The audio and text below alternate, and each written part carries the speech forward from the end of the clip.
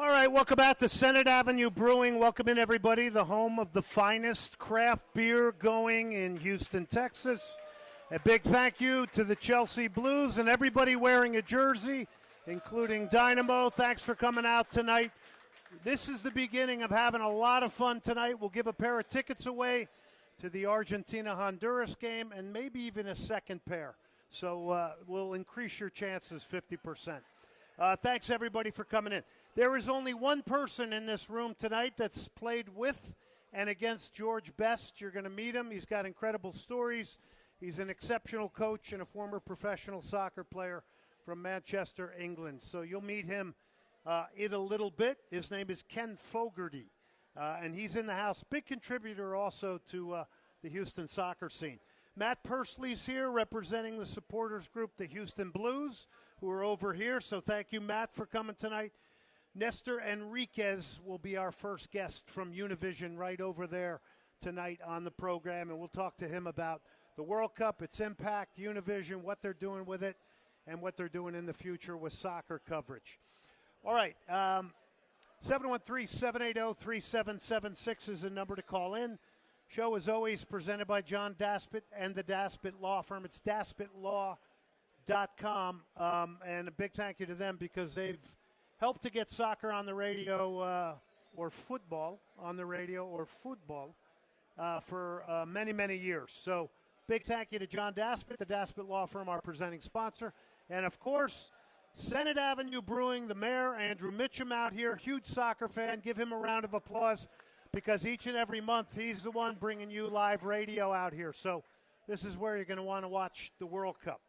Now, a couple of things.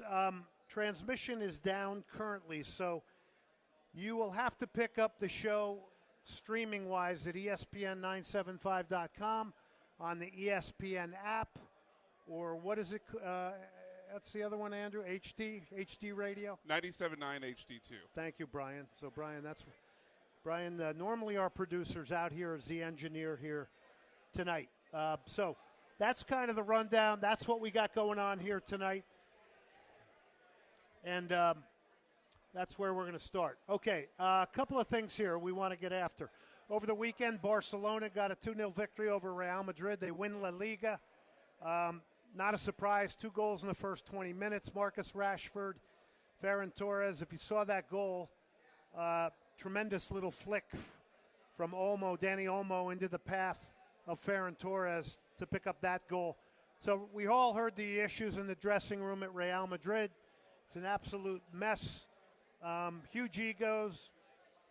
Vinny Jr., Kylian Mbappe, there's a fist fight, puts a guy in a hospital. Federico Valverde hit his head, went into the hospital.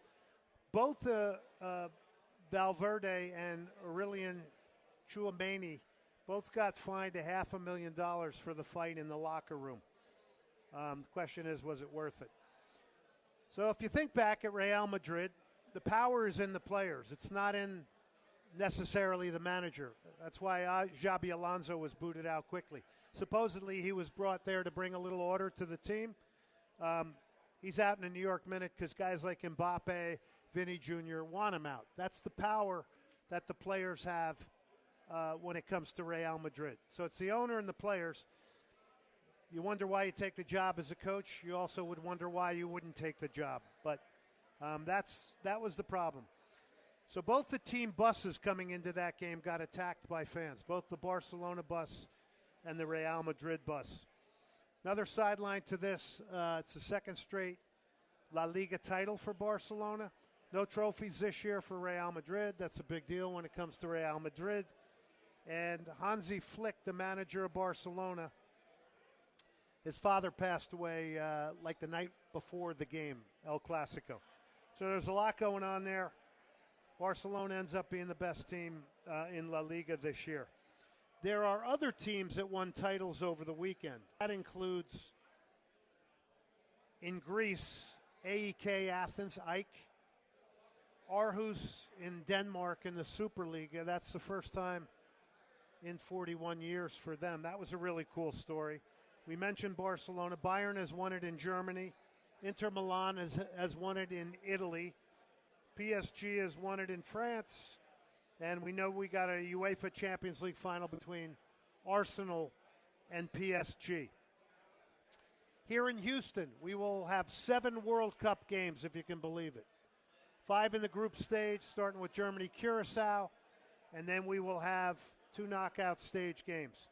And when Ken comes on and all our guests come on, Nestor, Matt, I'm going to ask them how they feel about a 48-team World Cup and this massive expansion, and if it's, in some ways, is it testing the sacredness of what the World Cup is, right? It's rarefied air for everything. So if somebody from Curacao or Cape Verde scores a goal, they will immediately be a national hero in a New York minute. So we'll ask those guys about it. I've changed. In the beginning, I was very anti-48 teams.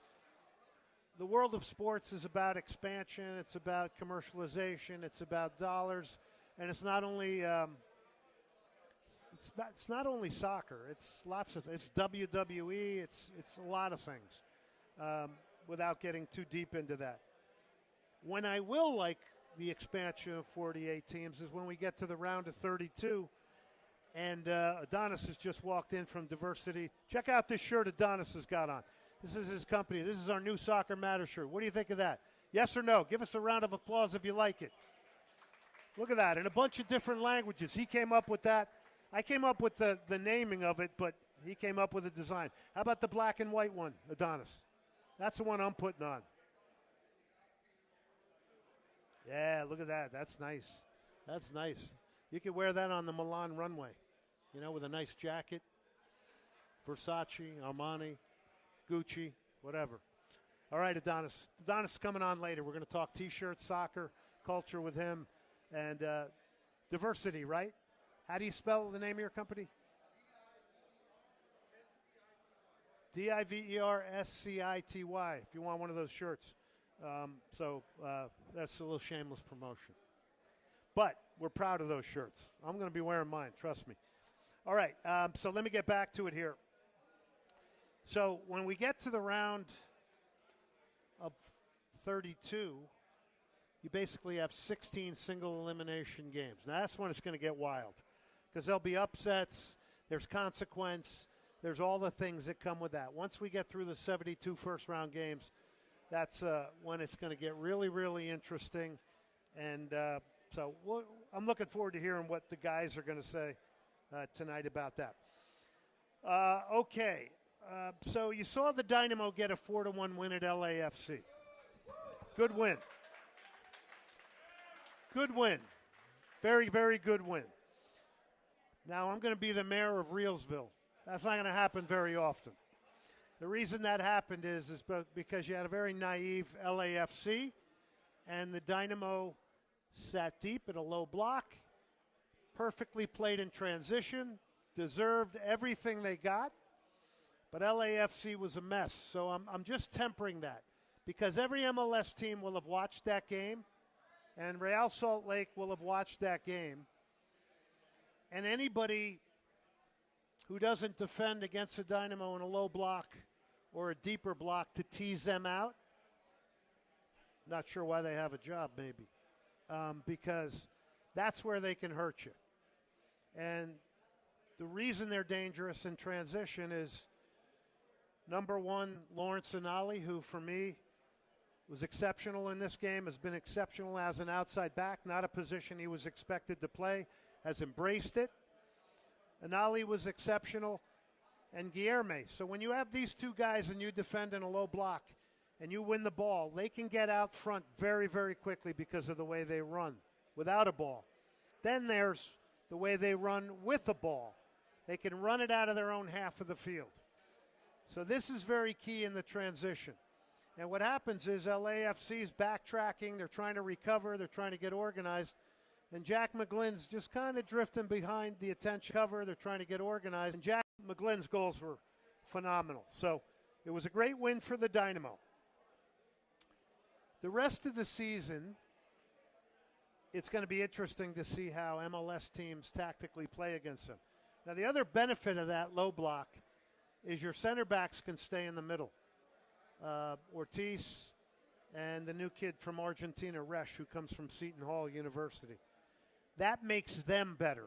If they're in an open game, those guys, that's not what they want to do as center backs. So that's just my take on it. That's my judgment on it. So here's some interesting facts that would not necessarily support data-wise a 4-1 victory. So LAFC had 62% of the ball. Remember, the Dynamo in that great year with Herrera was a possession team. Killed by 1,000 passes, right? Slow build-up, a lot of possession, Hector on the ball all the time. The Dynamo were outshot 20-12, yet I didn't think LAFC was that dangerous watching the game. 6 shots on target for each team. Crosses, 18 crosses to 1. The Dynamo had 1 cross because their whole game was in transition. And frankly, the Dynamo, in my opinion, should have had 6 goals, 6 or 7, based on the way they looked in transition and how scrambling LAFC was. So teams will have seen this coming into the future, and it'll be interesting to see if they're smart. If LAFC comes out all over the place at home, which a lot of teams do, want to press early, try and get an early goal, we'll see what happens to them. The other thing is the Dynamo in this way of playing is benefited by getting the game's first goal, which they did to their credit. But they were timely. They took their chances. Extremely dangerous the whole night in the counterattack. I'm sitting at home and I'm just watching. This looks like something out of the youth field when the ball's lost for LAFC. It was incredible. And like I said, the Dynamo should have maybe had 6 goals in this game. Here's another interesting fact.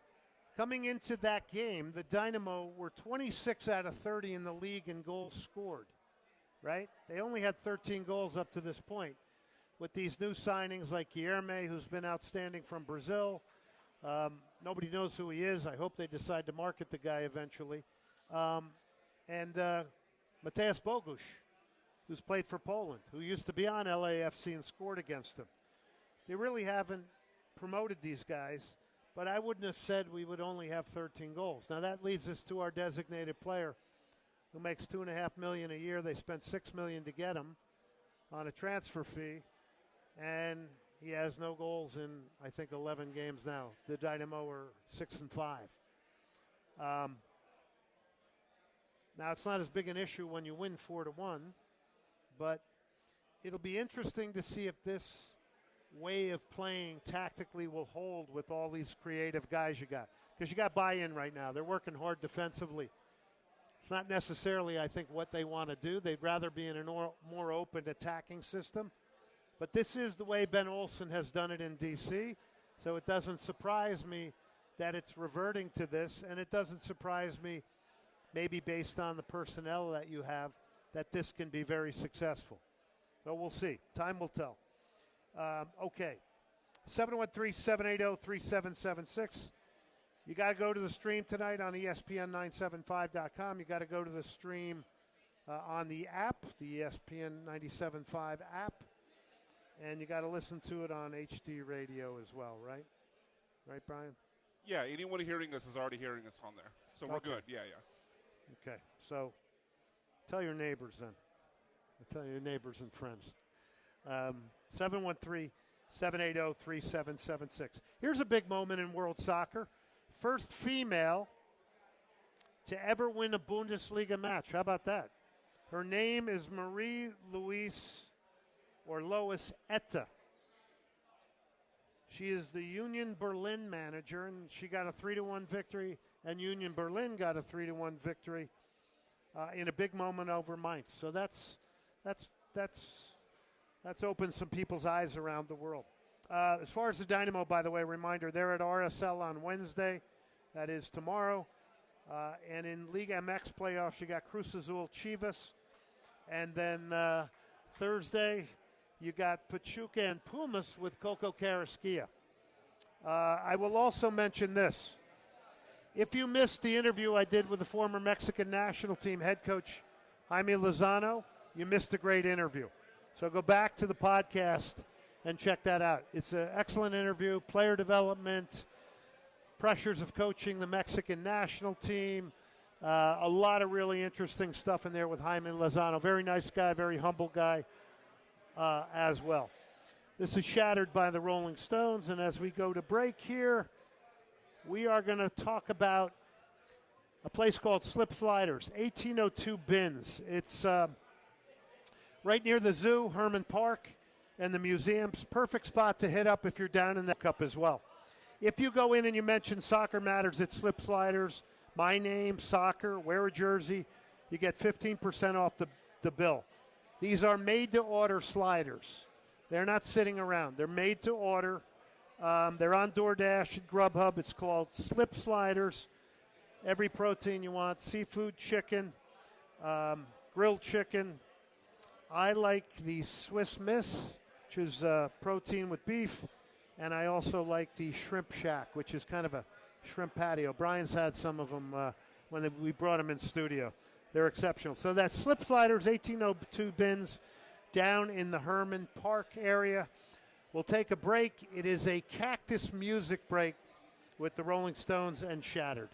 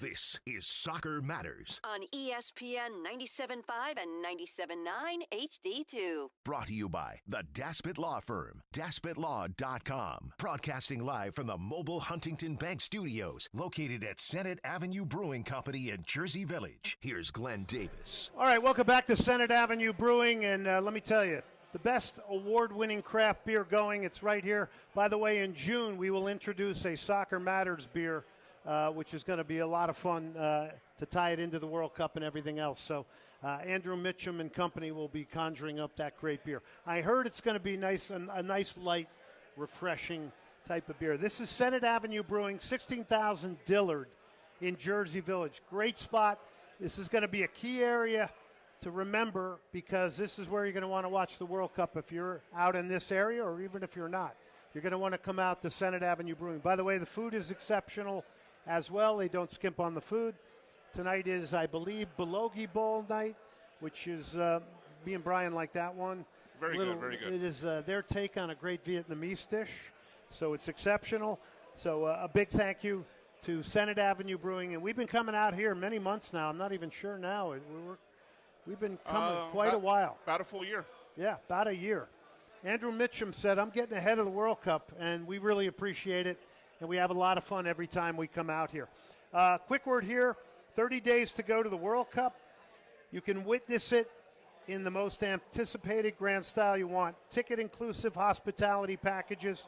They're at lsse.net, lsse.net. Extraordinary seats, elevated food and beverage, exceptional service. You can still get them. There's a few open, apparently. That's what they've told me. Ticket-inclusive hospitality package. You get it at lsse.net. That leads me to our next guest. Nestor Enriquez is with, yes, you know Televisa, you know Univision. That's where he's from. That's where he is here tonight representing, and that's his company. Nestor, thanks for coming out. Thanks for having me, Glenn. All right, I'm going to lob the softball to you right now. How are we looking 30 days out for the World Cup in Houston and the surrounding area? We're ready to go. We've been ready since the beginning of the year. It's finally here, so many years in the making, and we're just excited to see all the things popping up around the city. I feel like every single day I find out about something else that's going on. I think yesterday I was talking to somebody's doing some kind of party on top of a helicopter pad of a hotel there in the Galleria area, and I said to myself, my God, there's going to be no end in sight to the number of get-togethers. So This is what soccer does, right? Yeah, so it brings people together, and this is the reason why people are going to go to the Fan Fest. People are going to go to the games. It's going to be people who can't afford to go to the games maybe, and they're going to create their own environments at home. There's going to be a lot of people barbecuing too, believe me, but to the games maybe. And they're going to create this that are sponsoring Soccer Talk, and that's something I always remind people. We got to support each other when it comes to the coverage of the game. Absolutely, and I think back to years ago when you had to really look around, or it was kind of inside. But now it's a citywide thing. The city is so diverse. You got so many cultures who speak the language of soccer, and you got access to so many leagues. I walked in here and I loved seeing all the jerseys represented. There's club jerseys, there's country jerseys. I see Chivas over here, Mexico. Yeah, I think I saw crazy. Colombia, Chelsea, Man U. It's just phenomenal to see all that here. So yeah, and big shout out to Chelsea Blues. By the way, you put a beat down on the Manchester United group, who dominated last week, but Chelsea dominates tonight. So Chelsea my Blues man over SC. here is wearing the 94 U.S. jerseys. I saw it on a list the other day. Look great to see. U.S. stuff. And the reason they told me that's the only thing they had available. And the reason they said that is because we're waiting, because everybody from overseas is going to want to take something U.S. back. That's what I was told by Nike, and I was told the same thing by Adidas. What's so funny is all these brands, and now is the time, they're doing this rollout, I feel like every week, where it's a different kit. I saw somebody came out with a third kit. I don't know when they're going to play, or if they think they're going to make it super far in the tournament, but they have a third version of their kit. It's pretty funny. But that, again, that speaks to the popularity of soccer, that there is the athletic component, but as well as the style component. People wear these jerseys now because it's a look to have regardless of where you go. Yeah, no question. It goes good with jeans. 713-780-3776, Nestor Enriquez. Televisa and Univision. All right, you guys don't have the rights to the broadcast, but you're still heavily involved. What does that entail? And kind of tell us what you guys are doing. That's correct. So on the TV side, we do not. On the radio side, we're partnering with Fútbol de Primera, Andreas Cantor. Very good. And so a couple of our stations will have the games. We'll have 92 games on there that we'll be broadcasting. But where we really do our stuff is out in the community. We have a tournament that we hold every year called Copa Univision. It's a youth tournament. This year it's going to be at Houston Sports Park. That's going to be at the end of this month. And anybody who wants to come out and see the stars of tomorrow, as we like to say, the tournament is really, really grown. It's over 100 teams. It's 5-on-5.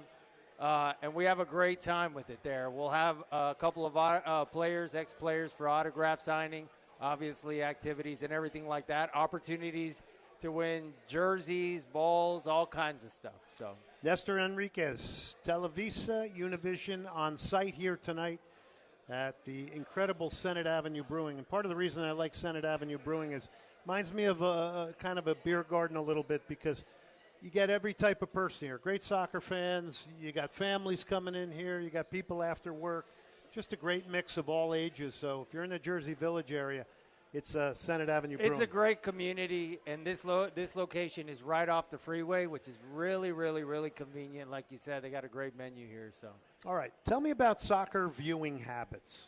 How are they evolving? How are they maybe changing? Because it's not one-stop shopping anymore.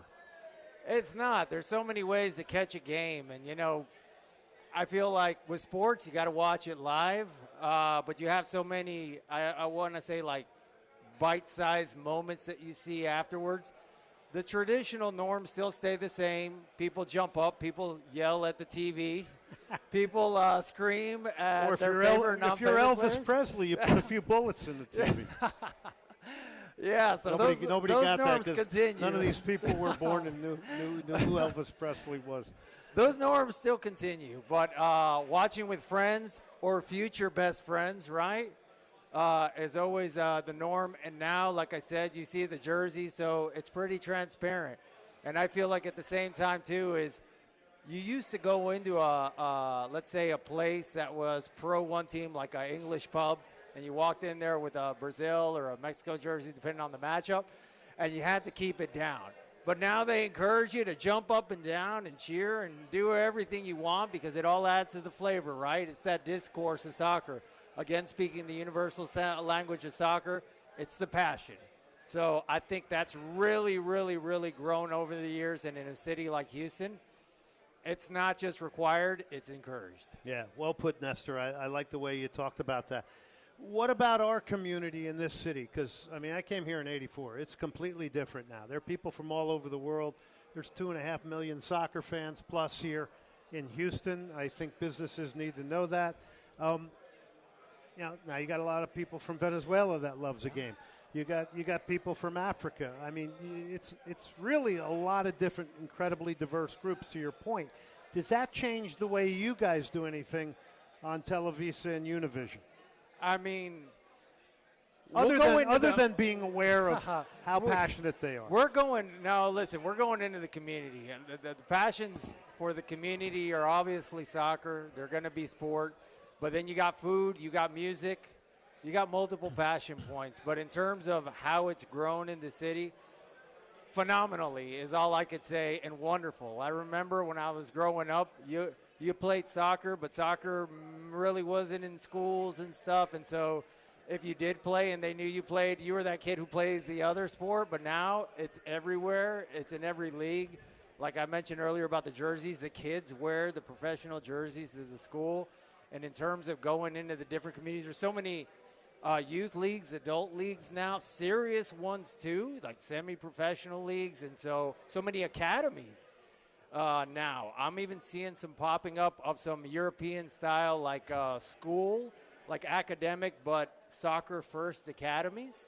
We're out there looking to partner with somebody so we could do scholarships. Like there's academic, but then there's the sport of soccer scholarships for these academies, so these kids don't have to worry about, and they can focus and train multiple times a day. It's just incredible to see the growth, and I'm super excited about what's going to happen after the World Cup. The momentum that it's going to generate for all these places is going to be off the charts.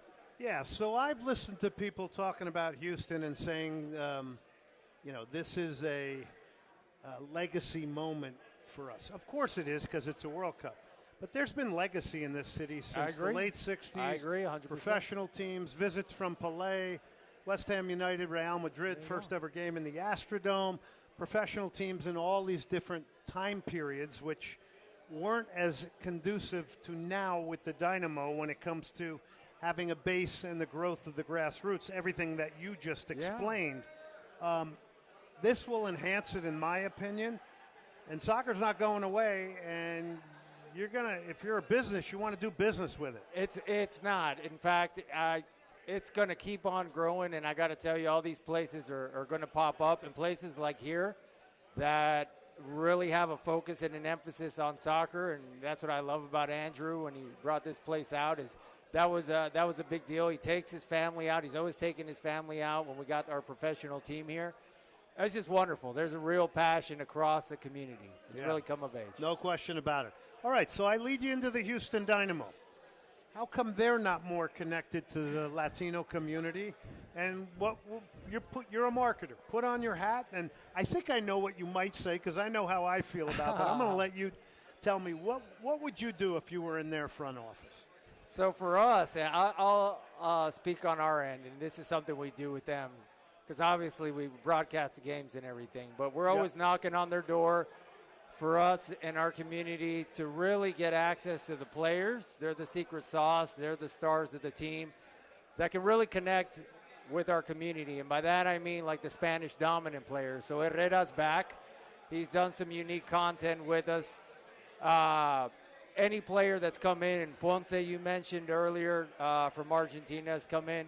That's really the secret sauce, being able to get access and then doing something outside of just talking soccer, finding out who they are to hopefully endear them to the community. I think that is when you talk about marketing a team, is the first place you go to are the players. I think the second thing is the environment of what you expect at a game, right? When you go to a game. I know they've worked really hard to do a lot of stadium upgrades in terms of the restaurants they have in there and that diversity and the experience part. You go in there and you go in there for a packed game, you're going to find some cool upgrade things. But at the end of the day, and I know you and I have talked about this is a very soccer sophisticated city, you know, and then when we talk about diversity is what's going to get people there is obviously a winning team, but the style of play, right? People are going to enjoy the environment, but they want to see not just winning, but a certain style of play. And I think they're working towards that, as you mentioned, the coach's approach and some of the players. And, you know, it's great to get wins and when they've had great winning teams, and I feel like they're in a good trajectory right now with plenty of work to do. But that's how we focus it and market. And the other area we look at trying to do is tap into the academy, right? The Stars of Tomorrow, what do they have going on? We've tried to do some specials with some of their academy director, with some of the players there to highlight that. That's why we have Copa Univision, and we're starting a new show called Cantera FC, which is kind of like Youth Academy FC, where we focus on that. We definitely believe that the growth for Houston is there. We already talked about the number of academies that are here from European clubs. You know, you have, I think Albion is here. You have Villarreal from Spain is here.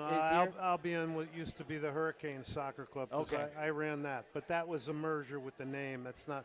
But there has been Dortmund. There is Liverpool. There is. You don't know how extensive these agreements are. Sure. You know, and everybody's got the same pitch. It's pathway to the pros. But there's multiple opportunities. Absolutely. Like you said. Absolutely. And it's kids on field playing, and that's the bottom line good. That is the important thing. So.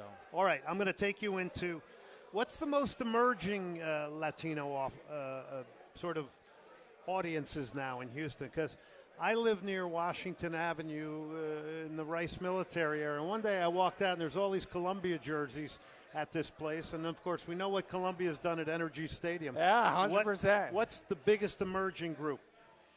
I mean, I don't know that they're emerging. I think they're already here. You mentioned Colombia and what they did, and I remember that day. I mean, it was packed at like 9 in the morning, and they were packing the freeways like it was 3 o'clock for a 7 o'clock game. Venezuela's got a huge community out in Katy. They call that Katyzuela.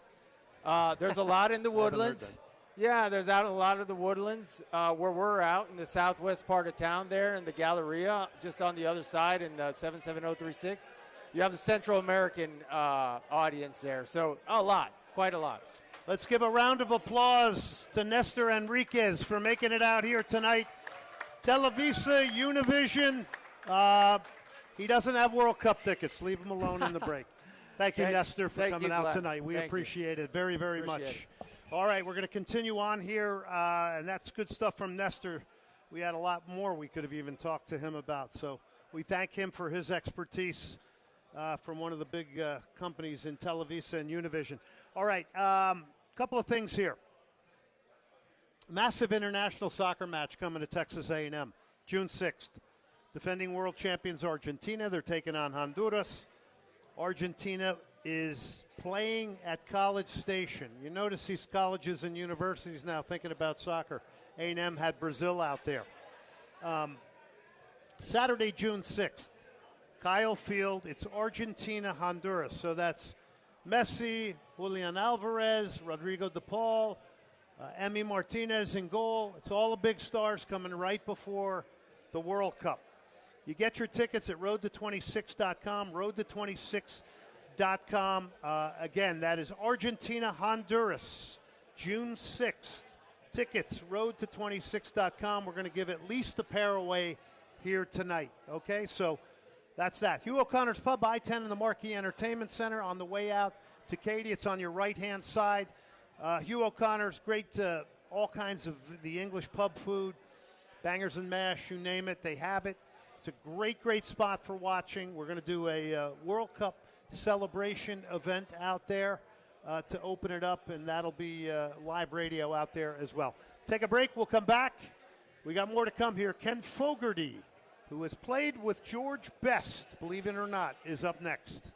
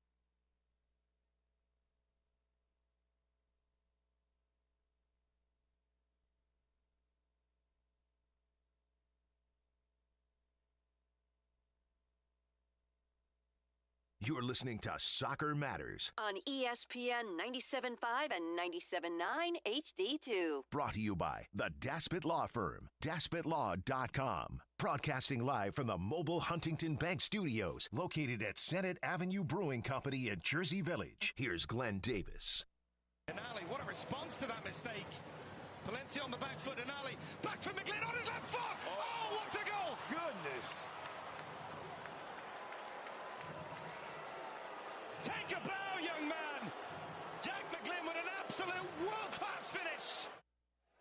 Yes, that was Jack McGlynn, that fantastic goal from long range this weekend. By the way, 2 goals against LAFC for Jack McGlynn, and maybe he's making a push to get on that World Cup roster. You never know.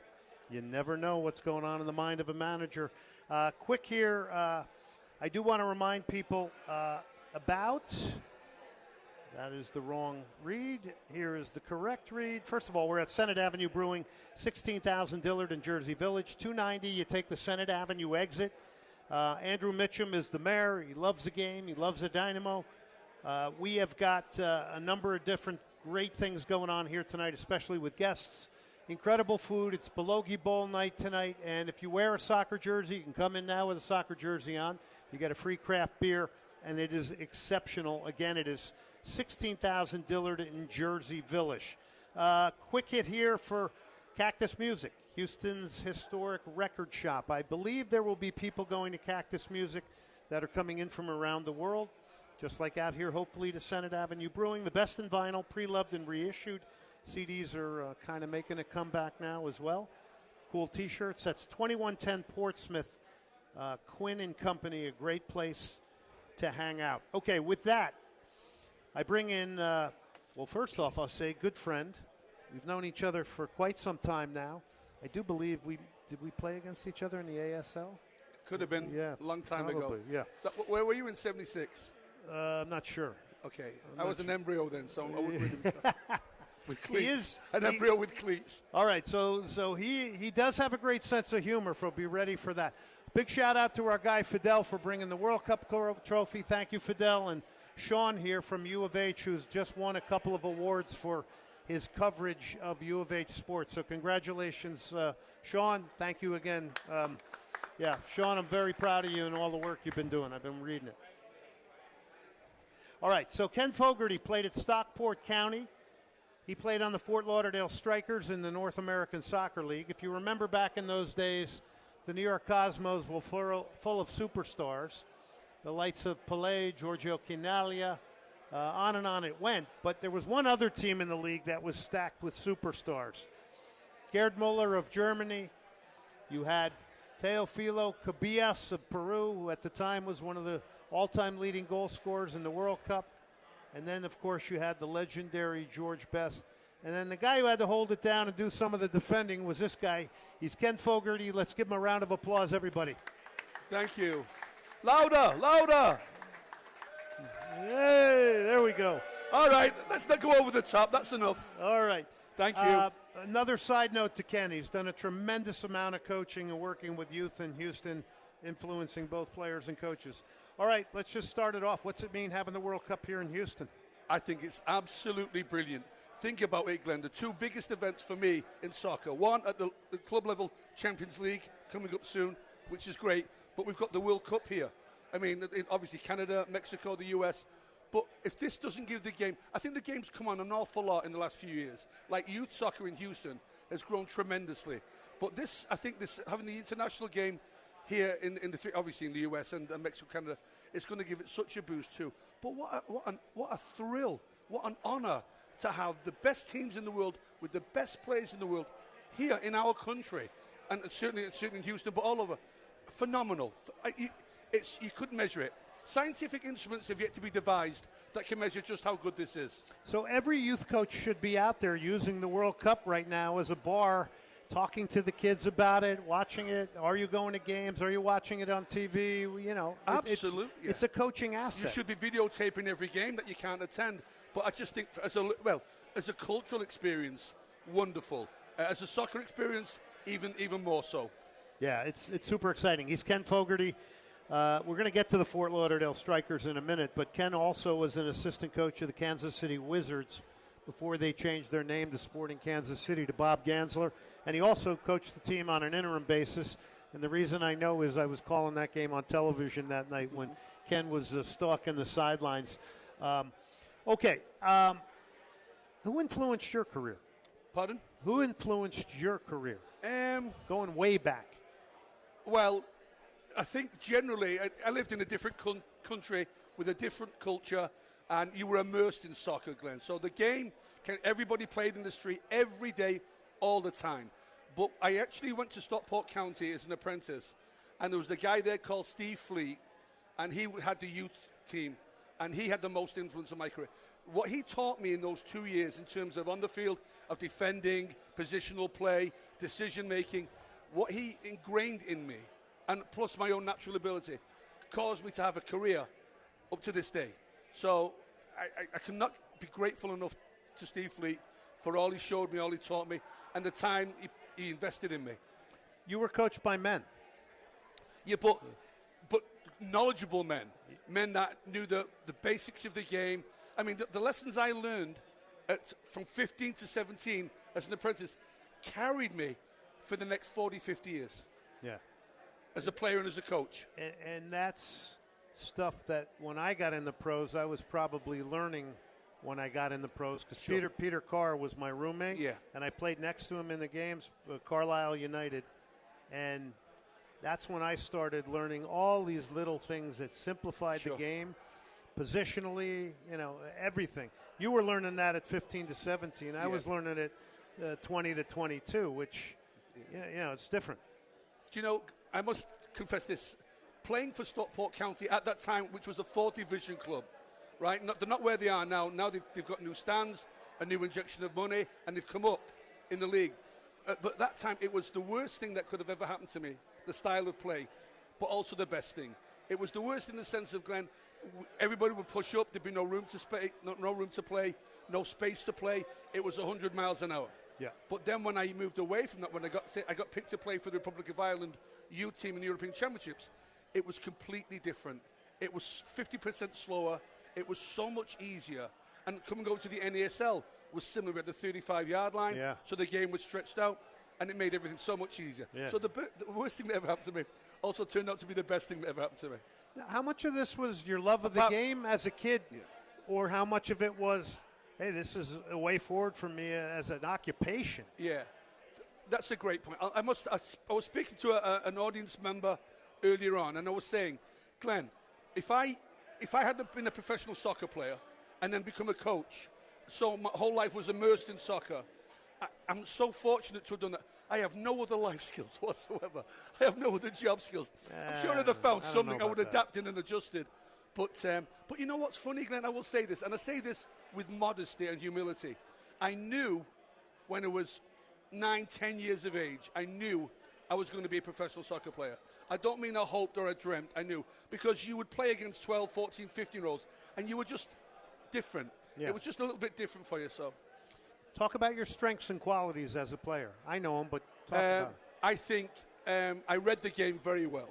So I played as a central defender, and I'm very small to be a central defender. But I was good in like the air. the Fabio Cannavaro. Yeah, I was good in the air, and I had good timing. And I read the game, and my tackling was superb. I mean, and I wasn't a great long ball passer. But what I did, I won the ball, Glenn, and I gave the ball to the guys that could be creative and make long passes. So I think, and organising, Glenn, players around me, you get him, making sure we're organised. I mean, you start organising your defence while you're attacking. While our forwards are trying to put the ball in the back of the net down there, I'm at the back saying, you get him, we're here, we're covered. So just good organisation, reading the game well, tackling well, fierce competitor. So Yeah, I remember you as that, that's for sure. He's Ken Fogarty, played at Stockport County, Fort Lauderdale Strikers. We're going to talk NASL in the next segment. There's going to be some amazing stories, so you're not going to want to miss that. And he's done a ton of coaching in Houston as well. So the Cayman Islands national team, that sounds maybe like a dream job to me. I don't know. Is that a dream job? Talk about, too many times in my life I've been in the wrong place at the wrong time. But this was an occasion where I was in the right place at the right time. I was player coach for the Tampa Bay Rowdies We were going out of business at 5 o'clock on a Friday. At 5 minutes to 5, the door opens, and a guy walks through the door, and he's Jeff Webb. And he says, "Who are you?" And I say, "I'm the coach of the Tampa Bay Rowdies, but we're going out of business in 4 minutes." He says, "What do you do here?" He says, "I'm the coach." He says, "I'm looking for a coach." And he took me to the Cayman Islands, Glenn. So I went to the Cayman Islands, and it was so different. It was a different culture altogether. It was a wonderful life experience in so many ways. But we were playing in the Caribbean Cup. At the Caribbean Cup, we beat Jamaica. For us to beat Big win. Jamaica, that would be like a 4th division team beating Arsenal. That'd be like the U.S. Virgin Islands winning a It's game. massive. So, and just a great experience altogether. I mean, I'm trying to write a book about my career, but that alone, my experience in Cayman alone, merits a book on its own. Just the difference of I it. think so. And since 16 years of age, I have family down there, so I go down there a lot, and it's interesting the difference in the islands. You know, Jamaica's got a British influence, Yeah. and then you got the U.S. Virgin Islands, which is U.S. Sure. The soccer isn't as good Right. there. It's all different dependent upon the islands. Look at Curaçao's coming to a World Cup. It's a Dutch island, right? But the mentality. The Yeah. first practice session, I called 26 players, right? 4 show up. And I'm going around the houses. Glenn, they're literally hiding under the bed because he didn't want to prepare and train against Big Bad Jamaica. Yeah. You know, so I'm pulling them out of the bed from behind the curtains. Oh, It's crazy. fun. Talking to Ken Fogarty here. All right. Obviously, your passion for the game is a great gift. And I'm sure, and this happens to me a lot, having run a youth club for 11 years and been involved, that 40-year-old will come up to you and remind you about your influence on them, and they're now somebody who's a lawyer and has kids. I mean, and this is for me, this is the greatest gift in anything I've ever done in football, soccer. Well, I know this happens to you a lot. I work up at U-Score, and sometimes after the skills classes for the kids finish, I'll stick around and watch the men's league play. Yeah. And there'll be men that come up to me afterwards and say, "Remember me?" And I can't remember what I had for breakfast that morning, Glenn, right? And I'll go, "No," and they'll introduce themselves again as a former player that I coach. "You're coaching my grandson now," he says. And I'm, "Oh, my God." So that tells me I've been around too long. But That's the payoff. But Glenn, what an honor to work with children, to work with young children and influence them. I remember one game I'd played, and there was a guy looking at me, an adult guy, looking at me from across the field, big guy, and he's looking at me, and I'm thinking, that doesn't look good. Like, he's staring at me all the time, you know, and I'm looking at him, and the whistle blows, and he makes a beeline straight for me. I'm thinking, gee, I hope nobody leaves. Stay, please stay. He comes up to me. He was a former player that I'd worked with, and he said, "Playing for you," he said, "was the best experience of my life," he said. Wow. And Glenn, he hugged me, and he kissed me on the cheek. You can't put a price on that. No. As a coach, I feel that often you're unaware of just how much influence you have over young children or teenagers and stuff. You can have a massive impact on them. And sometimes I'm not aware of that, of just how much effect you have. But it's nice when it's positive. You know, I was speaking to a company called Synergenics, a little bit on leadership and some other things, and I brought that very point up. And I've had some amazing things happen in an entire career of soccer thanks to other people. I mean, I've gone to other countries, I've called games in stadiums that are falling apart, called 7 World Cups, and I told the audience that the most redeeming thing I think I've ever done in my life was coach kids and work with youth and light a fire under them for the game and be a good role model, be a good example. These things are important. They're more important than calling a soccer game. Oh, absolutely. When I finished playing, I must have had 40 managers, coaches in my career, and maybe 3 were good coaches, Glenn, right? The rest were, just not Hold really that good. thought, because Sure. we're going to go to break. We'll come Sure. back. We got more with Ken Fogarty. Let's give him a round of applause here. I got to do a little bit of housekeeping here. Nico's Greek and American Cafe. It's an institution. I used to go there after coaching youth, and they'd keep it open for me and feed me, Dimitri and his parents. Woodlands, Beltway, and I-10. The original is in Montrose. Gyros, souvlaki plates, chicken kebabs, lamb shank, spanakopita. I don't know if you know what that is. Dolmas, hummus, the keftedes, that's the Greek meatballs, chicken soup, and they've got amazing coffee and pastries. So if you're ever near a Nico's Greek and American Cafe, hit it up. By the way, also hit up Senate Avenue Brewing, 16,000 Dillard. That's where we are here tonight. The best in craft beer. It's very cool. When you walk in, you can see the vats where the guys make the beer. You don't get this in the open market. You got to come here to get it. It is Senate Avenue Brewing, and big sponsors of Soccer Matters on ESPN 97.5. They help us get on the air. Thank you, Senate Avenue Brewing. We'll take a break. More with Ken Fogarty coming up.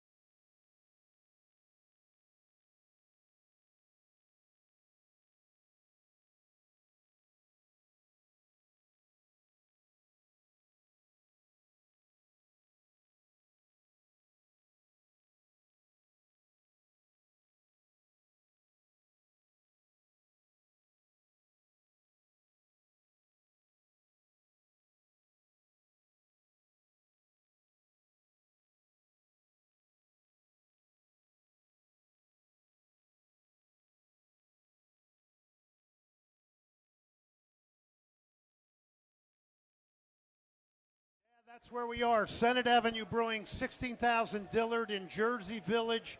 I see Columbia jerseys. This is a great turnout here tonight. We got a lot of the Chelsea supporters group in the house here. We thank them for coming out tonight very, very much. We continue on here. Hit up some of the best craft beer going. It's award-winning and also the amazing food that they serve here at Senate Avenue Brewing. A couple of other things. We are presented by John Daspit and the Daspit Law Firm. As always, 713-CALL NOW, DaspitLaw.com. Nobody wants to get in an accident, but if you do, sometimes you will need a personal injury attorney. Go with the best, DaspitLaw.com. Okay, also, there is a really cool spot I want to mention to you. 900 Richmond Avenue. It's near the intersection of Montrose and Richmond, next to the Shell station. It's called Echoes Live Music Bar. Global music, Brazilian nights, jazz nights, Turkish funk, place Ken Fogarty would like to go, Arab and Viet pop, DJs, Greek and Nigerian nights. They also do blues down there. I saw a blues guy. They serve Greek and Mexican-inspired food and cocktails that reflect their family culture. You can follow Echoes on Instagram and Facebook. Another great, really hip place, much like Senate Avenue Brewing, its own character. That's a place to go. All right, let's talk. So Johan Cruyff is my favorite player of all time. Yeah. You asked me in the commercial break. I played Who's against, yours? I played I know against you Cruyff. did. He was coming to the end of his career, but still a great player. What a great player. Yep. Okay. So let's go. Let's go to playing in Fort Lauderdale. You play on a team with legendary World Cup striker Gerd Müller, der Bomber, who was on West Germany when they won the World Cup, scored a goal in the final against the Netherlands. You played with Nenny Kubias, one of the great goal scorers in the World Cup with Peru, and you played with George Best.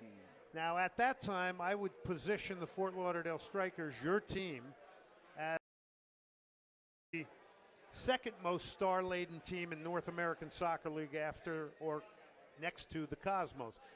Just give us some general thoughts about that time period. That was a popular team. You sold out Lockhart Stadium. Yeah. Go on it. It was. The names you've mentioned, Muller, Kubias, we had Best, Jan van Beveren in goal, was a Dutch national team goalkeeper. So we were the second most laden star-filled team. And yet the things, if I think about Gerd Müller, the first thing that comes to mind, Glenn, two things come to mind. His first practice session, between the penalty areas, he looked absolutely dreadful.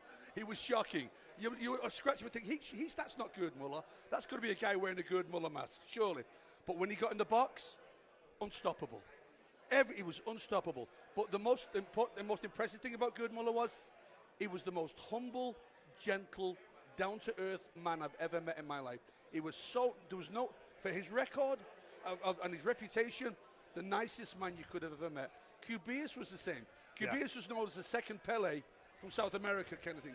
Again, the biggest name. And yet, the most humble man you could ever meet. Great guy. Superb player. Everything. Long passes, short passes, getting in the box. Different level. Just a different level of Muller in the box, different level. Kubias, box to box and in the box. Just a different level again. But I see the other side of it too. Such nice people. Yeah. No arrogance, no false bravado, just the nicest people you could ever meet. And Bestie. I think Bestie was plagued by his own demons. Glenn, and yeah, I used to go out once a week for dinner with him, and we'd just talk about life and stuff. And he had a great sense of humor, and he was a really nice guy, but he was plagued by alcoholism, and he had his own demons and stuff. But what a player. Yeah. What a crazy. And it's funny, I remember I used to go to watch Manchester United when I was a kid. 1 week I'd watch Man United. So I was going to ask you were a United fan growing up in Manchester. Well, both, actually Man U, but Man City too. When Man U were away, City were at home. So I'd alternate between. And I remember watching Bestie playing, and years later I ended up playing with him on the same team. It's incredible. Same with Brian Kidd. Yeah. I'm looking at my boyhood heroes, and then I'm living with Brian Kidd for a year. We shared a house together.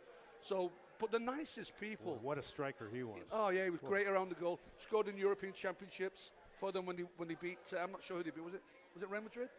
I'm not sure. Might have been. Yeah. So I don't know. Just tremendous. I want to take you back to Gerd Müller though. You said something good. Between the boxes, he wasn't good. What made him so good in the box? Was it creating his own chances, carving out a little space? Tell me. I think it was when he played from box to box. Technically, he struggled. He wasn't great at controlling the ball. His layoffs weren't that great and such. I mean, if you put Muller here, Kubias would have been up here for all the skills of the game. Sure. But in the box, great instinct. He thought differently. As a defender, I'm trying to read it, but he think quicker than other people. But in the box, his finishing was sublime. So as bad as he was in the outfield between the boxes, in the area, I don't know what transformation took place, but you couldn't stop him. He was just incredible. Well, the goal he scored in the World Cup final against the Netherlands Again, is a perfect example. Perfect Yeah. example of He it. was just, and not spectacular goals. He might be in the right place at the run to tap it in, or he'll just stick a toe out and it'll fly in the net.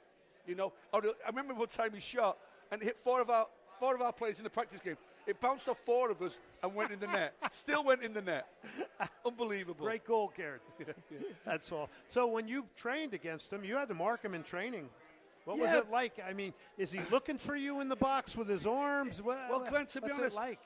I'll be honest with you, it was easy. And I'll tell you why it was easy for two reasons. One, he wasn't that mobile, right? So, you know, you could just pretty much mark him.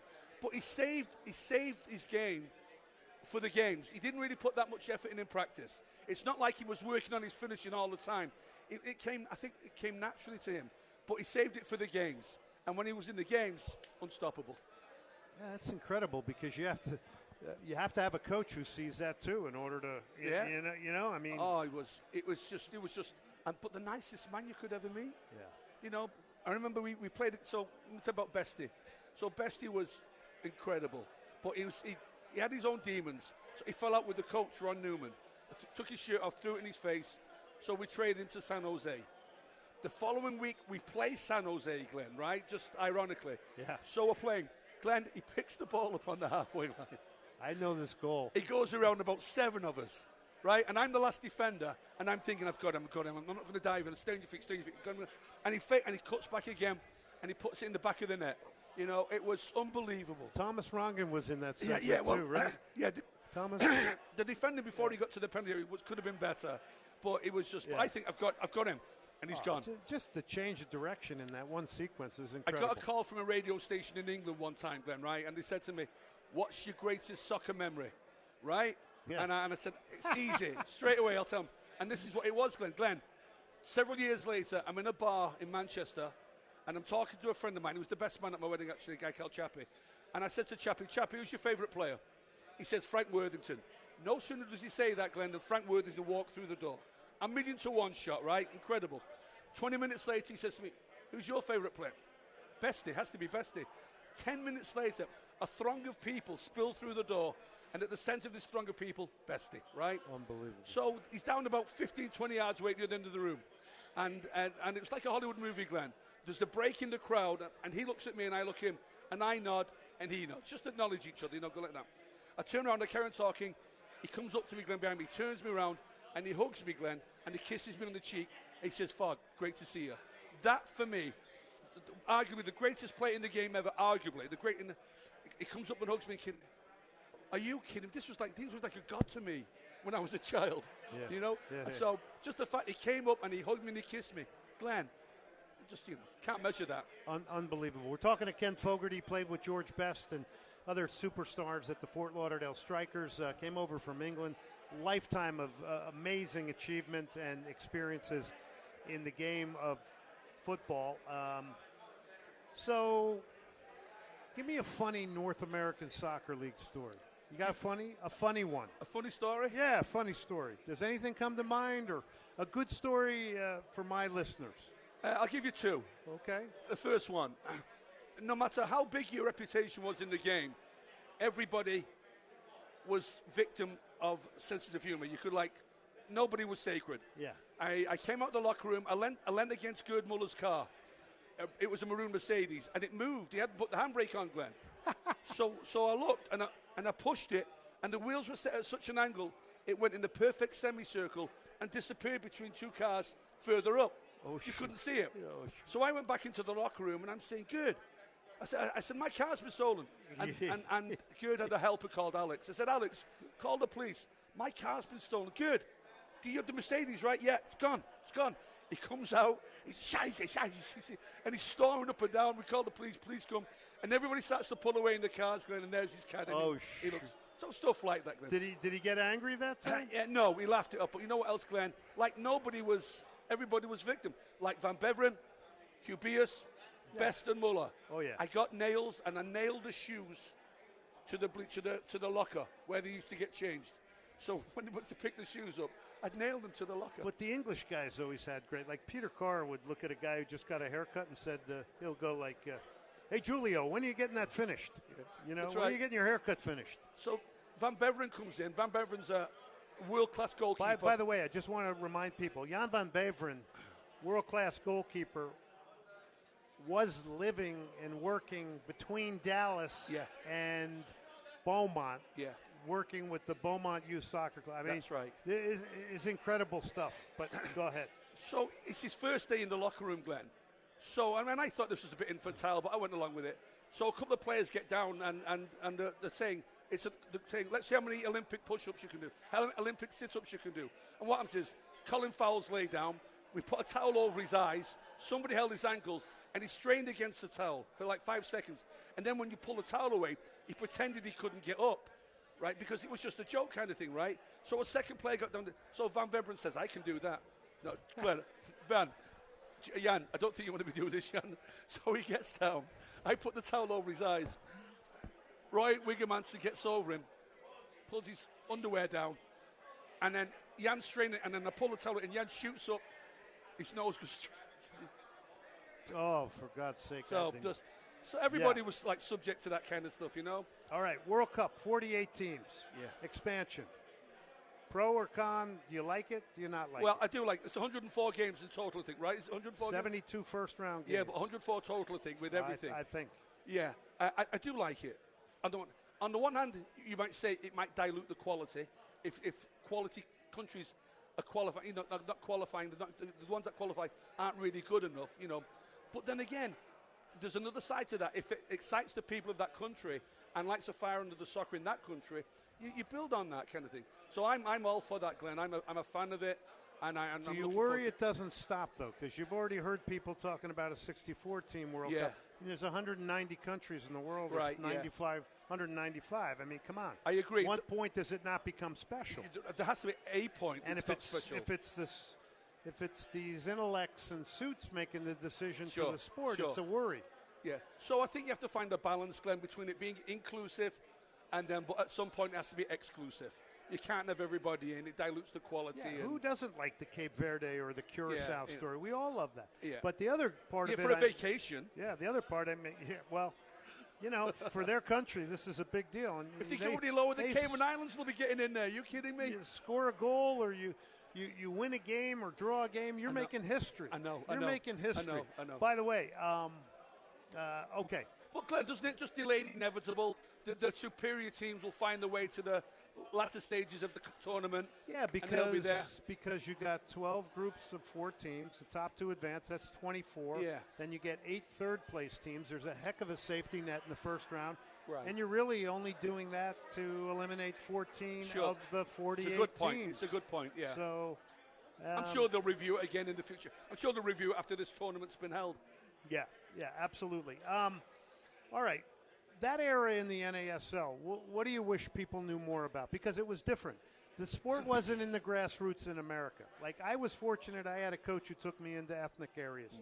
But it was a different time period for the game. And Glenn, excuse me. And the quality was very good. The quality was very good. But it was different. It was different in Lauderdale, a different kind of game in Lauderdale than you play in Chicago. Because of the makeup of the teams, you had a lot of Eastern Europeans or Germans and South Americans. The makeup of each game was different.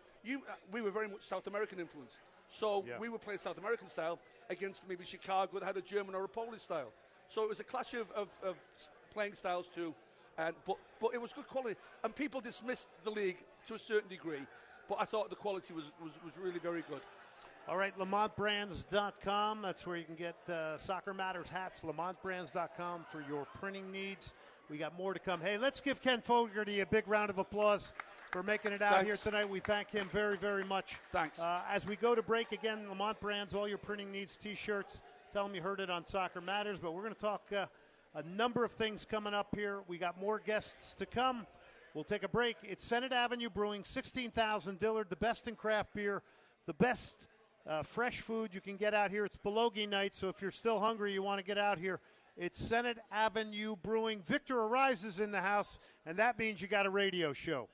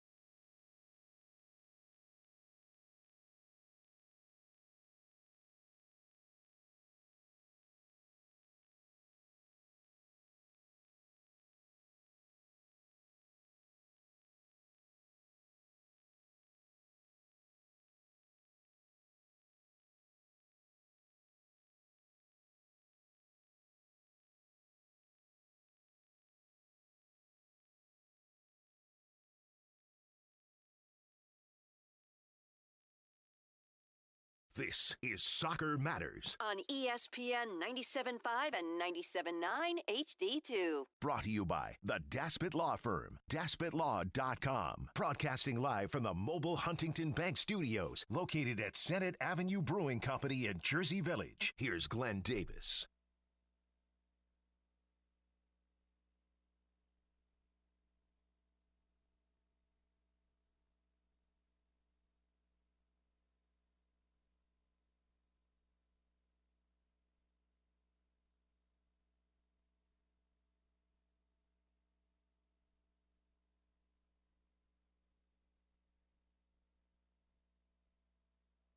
Yes, they were. Barcelona wins La Liga this past weekend, 2-0 victory over Real Madrid. Any Real Madrid fans in here? No, I don't think so. A lot of Chelsea in here. What about Barcelona? What about Barcelona? What about Barca? Okay. Houston Dynamo. All right. Good rep. Good rep. I love that. All right. Welcome back to the show, by the way. We're at Senate Avenue Brewing, 16,000 Dillard. We're in Jersey Village, the beautiful community of Jersey Village. By the way, Andrew Mitchum was actually the mayor here. You hear me calling him the mayor, but that's out of fact. So give him a round of applause. We're glad he got out of mayordom and into beer. We thank you very much for that, Andrew. All the great craft beer that we have going on here. But no, that's a big achievement and doing something for your community. A lot of respect there. All right, we got Matt Pursley here from Chelsea Supporters Group FC. He may be the most beloved man in here tonight. I'll take it. All right, so well, let's just bathe in the glory of the chanting a little bit. We'll bathe in the glory. This is what mayor must be like. Where am I at? Stamford Bridge? Oh, no. Senate Avenue Brewing, even better. All right, so take us into your supporters group and just let me give you a little bit of a platform to talk about it. Yeah, absolutely. So we are the official supporters club of Chelsea here in Houston. We started back in 2019. We have grown immensely over the last few years. Despite the results on the pitch, we have continuously grown year after year after year. We have over 150 members, Wow. many of which that are coming from all over Houston and all across the world. I mean, we've got members from, literally all parts of the world, from Taiwan to Bolivia to from India, Nigeria, Puerto Rico. From all over the place. So we have a very Rincon. Yeah. And Colombia. Viva Colombia. But we have a very, very diverse group, which, I think is kind of some, relates to the city as well. Houston's a very diverse city. And, all that coming together makes for a wonderful environment, especially for football. And so, like I said, we meet at Johnny McElroy's for every Chelsea match. We experience the highs together, a lot of the lows together. But, it's a big family, and I love these guys. And you wouldn't change it for the world. Yeah, that's incredible. That's very nice. What a supporters culture we have in Houston, honestly. When you think about it, supporters groups with so many teams we know of, and it's not just the giant Premier League brands either. It's a whole bunch of it really is something special. And I know you do a lot of other things as well, community-driven things.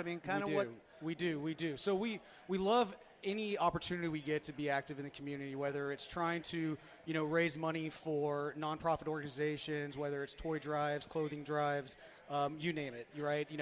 It's obviously great to be able to meet and watch the sport together, but giving back to the community, I think, is probably the most important thing. And so we take every opportunity that we can to do that. And if we can, spread the love of Chelsea while we're doing it, then that's kind of the cherry on top. I want to kind of remind everybody that the cultural ownership of the sport of soccer, football in Houston, is these kinds of people in the room here tonight. The people that are out on soccer fields playing, coaching, organizing leagues, supporters groups, college teams. This sport isn't coming from the top down. It's come from the bottom up. So don't forget that. And I thank everybody for coming tonight and making it a big deal. Absolutely. All right, so what's the future of Chelsea looking like? Well, every year I think, we think it's going to be better and better. And, my hopes are very high, especially if the rumors are true and Xabi Alonso comes in. That would be incredible for us. We've got the the owners of the Dodgers, which are our owners too, but we won't talk about that. But they've put a lot of money into the system, so we've got a lot of quality youth players. And so I think I think the sky's the limit. We just really need that right manager that's going to take us to the next level. So I think we're in good hands. Yeah, I appreciate it. So it's Matt Pursley, Chelsea Supporters Group. All right, we switch it up to the man who has put together our 2 T-shirts here tonight. This is Adonis. He's got a company called Diversity, DIVERSCITY clothing.com. He's got really cool stuff over there. We were sitting around and I just said, well, this sport is in so many languages, so we decided to do it now. He's got the colored one. Take us through this one, Adonis, because we did something with the colors on purpose. Right, so we wanted the colors to match at least one of the colors from that country that speaks that language. So, of course, we got the English, we have the Spanish, we have, it's pronounced this way in France, of course. We have German, we have Dutch. Actually, German's on the bottom, Dutch. I'm looking at it upside down. Football, Mexico. Yeah. So that was our kind of take on this. We could have put Calcio on there. Unfortunately, Italy didn't make the World Cup for this. That's hard to believe. Is that not hard to believe? Italy didn't make the World Cup 3 straight times now? Wow. Not really? Well, a lot of problems in Italy right now, and you heard Roberto Baggio came out with a huge report that they weren't creating enough technical players anymore, and the Italian Federation blew them off, and look where they are. They're in trouble. Matt, what's going on? When's your next game, and when's your next get-together with your group? So we have a very, very big game coming up this weekend, which is the FA Cup final. So there we go.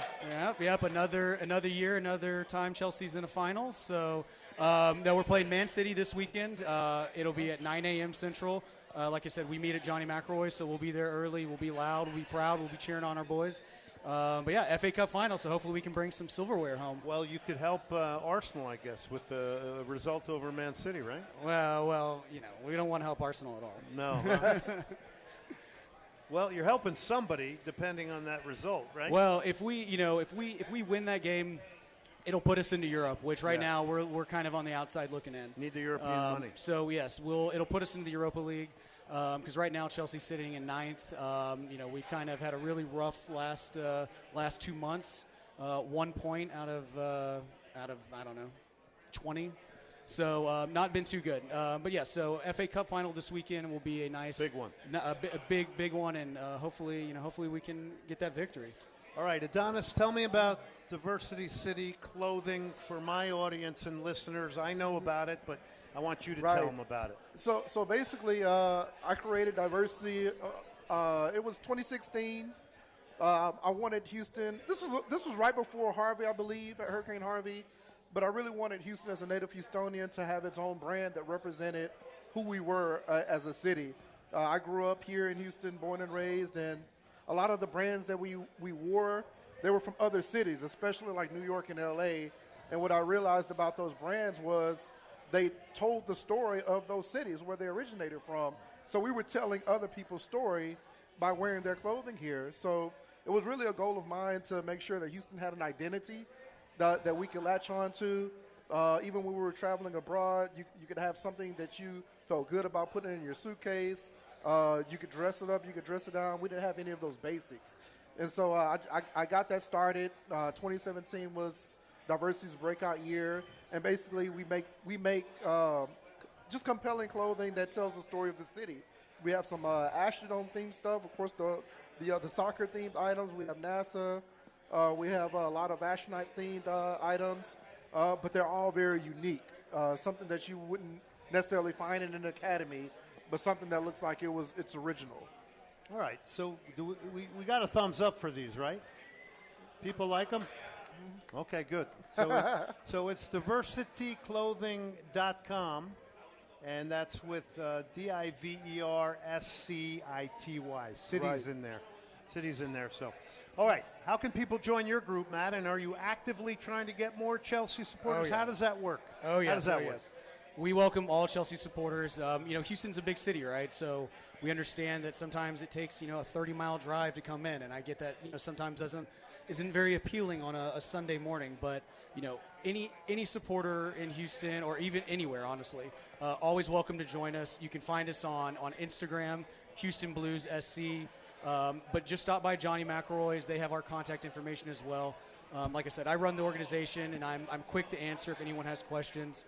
But yeah, find us on Instagram. Find us at Johnny McElroy's for every Chelsea match. And if it's your first time there, we got Luigi over here who's going to buy your first beer, and we welcome everyone with open arms.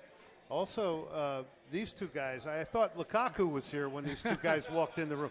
These are two center forwards here. We might have to we'll push you guys to the dynamo down there. And, this is my muscle. We got to get a few more crosses in, though, for these two guys.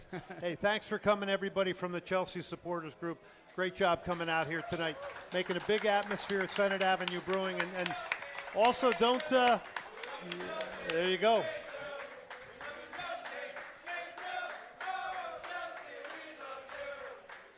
All right, so Adonis, tell me a little bit about what you're feeling about the World Cup right now. Because I know before you and I met, you weren't really the biggest soccer guy.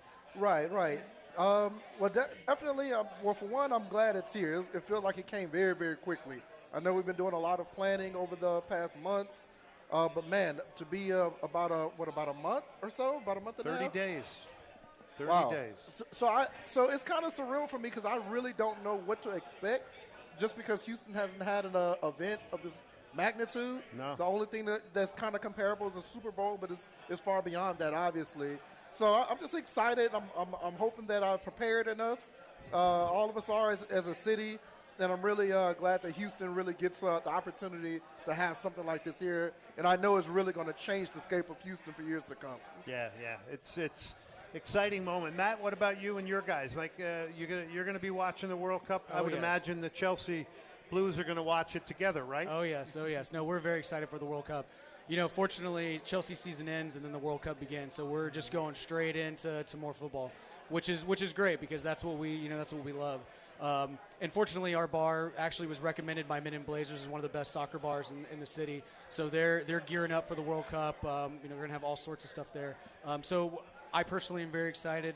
I've always wanted to attend a World Cup. I've never done it. So now it's in the backyard. There's really no excuse. And I'm really excited to see how the city pulls together and what we offer, because I feel like every city offers a unique thing. And I feel like Houston is going to be a great host city. How much did you pay Men in Blazers to say that? I'm just kidding. I'm just kidding. Senate Avenue Brewing. What about Men in Blazers? It's a joke. It's a joke. It was a bad joke. Nobody from Chelsea liked that joke. I apologize, everybody. I apologize. It was just in fun. We're trying to have fun. Well, I like Senate Avenue. I'm hearing too much about Men in Blazers all the time, but I know they are very, very popular. So we do have to give it up for that. All right, so Chelsea plays this weekend. You mentioned FA Cup, and then when City? So they play FA Cup in Man City this weekend, and then Wednesday, and then next Tuesday is another very pivotal game against Tottenham Hotspurs, and that's going to probably decide whether they get relegated or they stay in the Premier League. So I think all of us here are hoping, number one, for a victory, but even more so that we see Tottenham get relegated, because nothing would be better than to see a Tottenham relegation. Oof, with that big stadium. Yeah. How about Cole Palmer? He's a magician. Is he getting healthy? He's getting healthy. He's getting there. So I think get a World Cup under him, and then he'll be back. Where's his health at right now? Does it look good for England? He's getting back. He's getting back. He's still not 100%, but he's getting there. Yeah, there's a lot of players that have the same thing. You just heard the U.S. international Johnny Cardoso just got injured with Atletico Madrid. All right, he's Matt Pursley. It's Chelsea in the house here tonight. We appreciate Chelsea for coming out here tonight in big numbers. And it's Adonis, diversityclothing.com right here with these tees. We'll take a quick break here. We'll come back. We got more to come.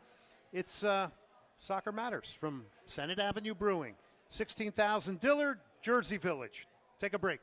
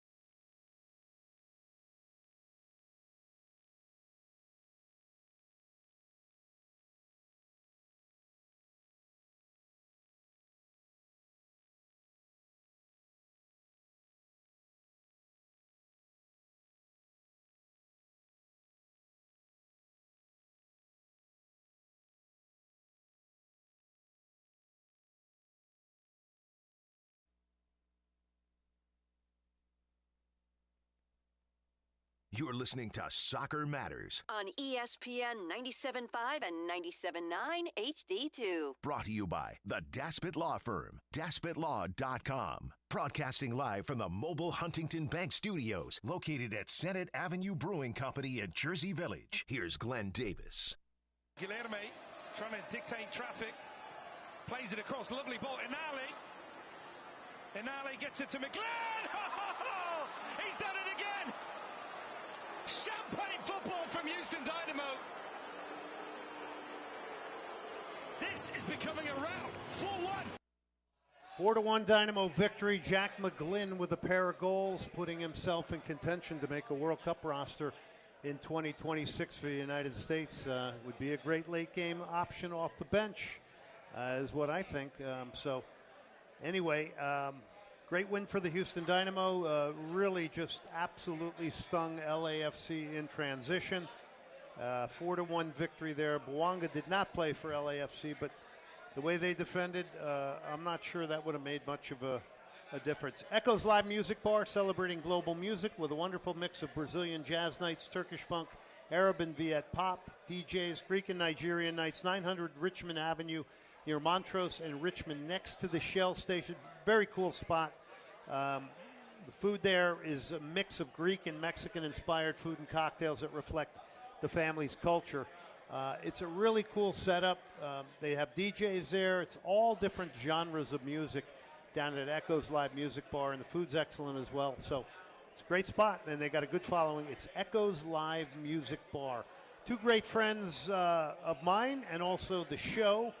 He is Arnaldo Lozano. He is the editor-in-chief of _Times. Is that right? Did I get it right? Yep. He didn't even have to read it. And Victor Ariza, who, you know him, writes for CONCACAF and many other outlets.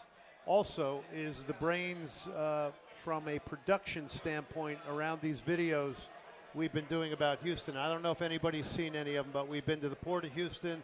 We've done some soccer things. It's a real mix of stuff that we're trying to get out to people that are coming to Houston, whether it's the coffee scene, the music scene, Port of Houston, the museums, the theater district. We've been covering it all. We've been having a lot of fun doing it, and Victor's been a big, big piece of putting it all together production-wise. So big thank you to Victor. So Victor and Arnaldo, let's talk a little bit here at Senate Avenue Brewing. By the way, 16,000 Dillard, Jersey Village. Let's talk a little Liga MX. All right, I was watching your Tigres the other night. You and I were texting back and forth, Arnaldo. We were talking about, well, if they concede here, this could get very dangerous and the crowd gets back in it, and that's exactly what happens. It ends up even on aggregate, but they don't advance because, right? Yeah, they didn't advance. It's a consequence of an up and down season and a slump that we went through over the middle of the season, probably even to the start of the season. We got a lot more better results here at the end, but ultimately it wasn't enough. Guadalajara, as known as Chivas, just excellent tournament and had some other players taken away due to the weird scenario there with pulling some of the players to a mini camp to the national team. Yeah, that was timely. But ultimately, the better team, I think, advanced. Yeah. Now, where's this put Guido Pizarro, the head coach? He's a young coach. He's got enough credit. Semifinals, quarterfinals, couple finals 6 months ago against Toluca, a new final in CONCACAF now against Toluca. So I think he's got enough credit to be around. I like the way you say that. He's got enough credit. Victor, when I go to you now, we got former Dynamo still in it at Pumas, Coco Carrasquilla. Yeah, and a Mexican manager as well with Efrain Juarez. So we'll see if he can pull it off. Obviously, he already won down when he went to Colombia, and he won a league title there. So we'll see if they can do it. Obviously, they kind of squeeze into that top seed at the end of the season. Eliminated America, which is a big, even if America is not as strong as other seasons, I think it's still a big victory for them, especially Pumas trying to, recover some of the pedigree of being one of the big teams, and certainly a Liga MX title would do that. Pachuca, Pumas Thursday. Tomorrow night you got Cruz Azul and Chivas. Do you guys see? There, we got a Chivas fan here. There he stand up, There sir. you go. Don't hide over there, sir. Stand up. Show us that jersey. Beautiful. All right. Out of the four, it does seem hard to pick a favorite, right? Or who would be your favorite? I think it's pretty wide open. I don't think we've had this in a long while. I think that because of the national team in the World Cup, what happened in that scenario, Cruz Azul firing their coach near the end of the season. You know, you can argue Pumas, like you mentioned, is probably the strongest candidate. Finished the season number 1 overall. Eliminated America, carrying some great momentum. Playing some really good soccer overall. Coco Carrasquilla, I think, is a top 10 player in Liga MX at the moment. That's pretty incredible. I mean, he's become a star in Liga MX. Well, we knew he was a star. I mean, well, I didn't know if he was going to be able to carry a team, maybe, and be, you know, I mean, we know how good of a player he is, but Golden Ball winner in CONCACAF in the Gold great. Cup. I mean, yeah. He's done it all. He's done it for the national team. Hit the game-winning penalty to knock the U.S. out. Yeah, if I remember correctly. I think the dark horse for me though is Pachuca. I think Pumas has it lined up due to how they ended the season and the overall tournament. But Pachuca has a really good team. Yeah, that's a great question because in a playoff system, which Mexico now does, MLS does, Mexico, Liga MX, and the MLS are together and closer now. And they're doing things very similar from a commercial standpoint as well, playoff structure. Who's got the most momentum, you think, coming in this group of the last 4 teams at this point in the playoffs? I'm going to say, and granted, maybe the Jalisco roots in me are kind of being brought out here, but hey, I think Chivas, that's a big win over Tigres. The way that, the national team took away some of their better players, and they were still able to kind of find a result. I mean, Milito's got momentum, I think. There's no reason not to believe that this team, after what they just accomplished, I still think it's more of a Tigres failure. But, 18-year-old scoring the series winner, essentially, even though they go up on the tiebreaker. We'll see if these young Chivas can get it done. On the other side, I think Pumas is also, they got the home field advantage, but I think after what they just accomplished, and if they can get past Cruz Azul, I don't think why can't you think of Chivas? And Glenn, how can you not root for them? Like you watched the game, we were texting like you mentioned. Great soccer. Well, Glenn's an Atlas fan. So. Oh, is he? But great momentum, like a lot of pace, a lot of dynamism. I'm a Tigres fan in Houston. Overall, just good quality of a coach. The players seem to buy into the system.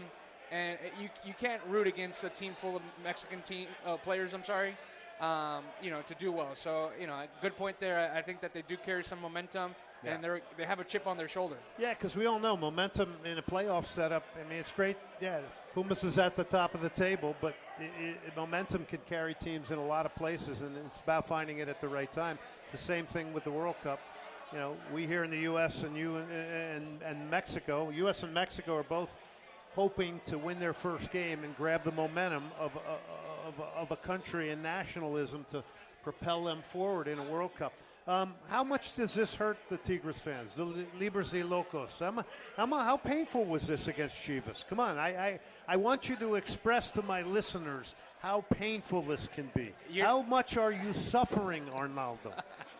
I mean, I'm going to say that, even though it hurts, 2017 when we lost the final against them, and we were the clear favorites due to the amount of foreign players. Gignac in a much better, in his prime. Ultimately, left a very sour taste. I had a feeling after the first leg, Brunetta missed 2 clear opportunities to make it 5-1. And I knew with Chivas, the way that they play, always dynamic on the field, I had a feeling that we were not going to do well. Ultimately, it's just a failure on the coach. I think it doesn't represent the values of the club, the values of the fan base. Tuesday night I was down there against Nashville and sold out on a Tuesday night. Incredible. That was and something. So I don't think it goes for what we stand for and fighting, to everything that we got. I think he was scared of the possible result, and ultimately came, good for Chivas. Victor, you heard the Jaime Lozano, the former Mexican national team coach interview. I don't know if Arnaldo did, but what did you take away from that interview that I did with him, and what are some of your main things that came out of that? Well, he really wants to be in MLS. We know that, yeah. I think that's part of it. Yeah. No, but look, I think. Very nice man, by the way. Very humble guy. No, he is, and I think he mentioned it slightly. He didn't really go deep into that subject, but he did mention, hey, he was visualizing himself at this time, right now, today, preparing for a World Cup, and it's that's how quickly things can change for coaches in Liga MX. But I think again, he's focused on trying to make a career in the United States. That's the way I take it. I'd like to see it. I'd like to see some of the Mexican coaches in MLS. I think the door hasn't necessarily been open for them. I think we've seen some of them before try to make the jump over. Bucetich, I know Miguel Herrera has been, sort of in rumors, but I don't know if we've really seen a Mexican coach get a true opportunity and the patience to coach in MLS. I'd like to see him get it. I know he was interviewed by the Dynamo. Gonzalo Pineda. Gonzalo Pineda, but Gonzalo, he got a little bit of a leeway because he was an assistant at Brian Seattle. Schmetzer. Yeah, he did a lot of time in Seattle. And so he went from an MLS assistant to the head coaching job. But we haven't seen somebody make the jump from Liga MX straight to MLS. Yeah. And a lot of people will cite, well, it's hard for them to adjust the salary caps and all that. I'm not sure I buy all that. I also think potentially from a hiring standpoint in our country, there could be people that are intimidated by bringing in a Mexican manager. And part of it is, especially in Latin America, maybe for the European coaches too, they bring their staff. In MLS, for you to do that, you basically have to have Messi on your team for the team to give the green. You saw when Mascherano was, given his walking papers, the whole staff went with him as well. So, hey, so when you were in Nashville, Arnaldo, tell me about just what that seemed like to you there with the Nashville fan base. No, I was actually in Monterrey. So you went to Monterrey, so we know what that's like. Yeah. Well, explain El Volcán to everybody. I mean, the last Gignac match, right? That's the last one he's played there? Yeah. 43,000 people on a Tuesday night. I don't know if you can get that anywhere. Yeah. So incredible. Libres y Locos are obviously spectacular as always. The crowd was into it. Another final appearance. I think 18 finals in the last 15 years or so. So why in the fabric so deep? Why does it run so deep in Mexico as opposed to us in MLS? Why does it run so deep? From the moment you wake up. I know it's a soccer-playing country. At 6:30 in the morning, you get on the road, and there's soccer radio going on till the end of the day. So it's a culture, no matter if you go to work, you go to school, a jersey's being represented by either club, Tigres or Monterrey. I think it's just instilled from, as a child, to attend games and, an outing, is an incredible experience for a young kid. And, being at either other stadiums, full capacity, maybe a result that you get in favor, you get a win. But ultimately, it's the build-up of, like, we're going to a Tigres game, we're going to a Monterrey game. Well, the other thing is the two Rayados and Tigres play off each other beautifully. I mean, even though you may not like your opponent very much, you do have to appreciate that they're there as well, because I think it pushes you. Because one spends and then the other one has to spend more. It pushes you. It pushes you. There's real healthy pressure. And the whole agenda on the radio and on the news outlet is like, who's doing well, who's not doing well, and they use that against each other to propel and get their fans riled up ultimately. Victor, put a capsule on Andre Pierre Gignac's career, because this is a guy that wove himself right into the community, into the city. Absolutely. Giving everything, learning a language. Is he going to stay at Tigres, you think, and do something in some sort of a role? It's to be seen. I think he's going to keep a house, I would imagine, right down there. I don't know. House, businesses? Yeah. I don't know if he's going to move back to France, but I think he's going to keep roots there. And then we'll see if Tigres keeps him as part of, some part of the organization. I think for him, the more the merrier. Like you said, he's endeared himself. He speaks Spanish. And obviously going to go down as one of the top foreign stars in Liga MX in the history of the league. I wouldn't be surprised if he's in the MLS next season. Seriously, where would he go? I don't know where he would go, but he's not staying at Tigres. Bring him to Houston. Wait, I shouldn't have said that, because then they're not going to do it. Well, James Rodriguez, I still say From a marketing standpoint, Houston should have signed him for a couple of months, but you have to have the foundation to support it. Forget about what he was going to do on the field. Yeah, forget about what he was going to do on the field. You sign him for marketing. Minnesota made a good move here with this guy. Dynamo fans, I've read some comments. They don't want it. No, for them it's not. They like things the way it is. They like the empty seats. All right, we're going to go on that one, Victor. And I want to thank everybody out here at Senate Avenue Brewing. Chelsea Blues, thank you very much for the big support. Everybody that came out. Nestor, thank you very much. Again, big thank you to Andrew Mitchum, Senate Avenue Brewing at 16,000 Dillard. 290 Senate Avenue exit. If you haven't been here, come out here. You will thank me later. Amazing patio. This is going to be a great World Cup watching spot. For Ryan Bracken's studio, for Brian out here, I'm Glenn Davis. Remember, soccer matters. Good night.